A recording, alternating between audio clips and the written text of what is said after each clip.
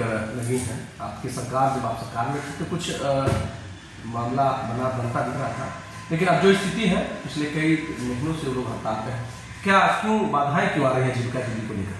देखिए, जीविका दीदियों ने, जीविका कैडरों ने एक हद तक नीचे से महिलाओं को सशक्त बनाया है, आर्थिक रूप से सशक्त बनाया है, आगे बढ़ाया है।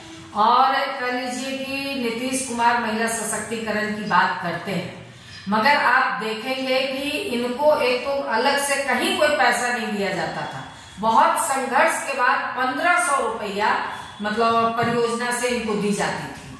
आप समझ लीजिए कि नीतीश कुमार के इनके शासन में ये 1500 रुपया भी बंद कर दिया गया और कहा जा रहा है कि आप पूरी तरह से अपने समूह पे निर्भर हो जाइए और समूह से आप पैसा लीजिए, जबकि अभी समूह से 150 रुपया लेती हैं। अब कहा जा रहा है कि सरकार आपके ऊपर कोई पैसा खर्च नहीं करेगा, आप आत्मनिर्भर बनिए और समूह से आप पैसा लीजिए। ठीक है, अगर आपकी ये कोई नीति हो सकती है तो इसके जो ऊपर के तमाम अधिकारी हैं वो क्यों 1 लाख रुपया, 80,000, 60,000 जो इनके अधिकारी देते हैं, सरकार उनको क्यों पैसा दे रही है? वो तो आप ज्यादा पैसा दे रहे हो उन अधिकारियों को। तो अगर आत्मनिर्भर ही बनाना है तो पूरी तरह से आत्मनिर्भर बनाइए।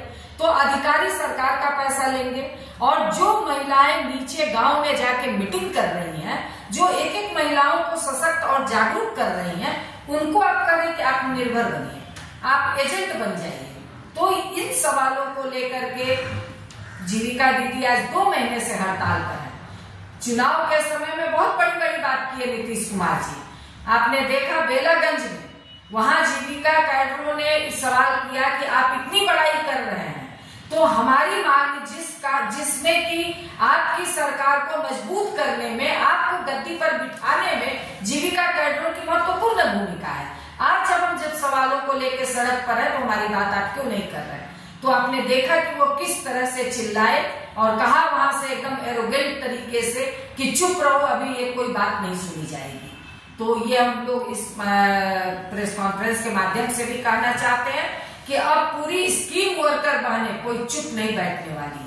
नीतीश कुमार से सवाल करेंगी, जवाब मांगेंगी। इस उपचुनाव में भी उन्होंने हिसाब किया है और आने वाले चुनाव में भी हिसाब करेंगी। और 26 तारीख को गर्दनीबाग में पूरे पटना में वो अपनी ताकत दिखाएंगी, इस सरकार को एहसास कराएंगी कि हम कितने ताकतवर हैं। अगर आपको हम गद्दी पर बिठा सकते हैं तो गद्दी से उतारने का भी मादा रखते हैं।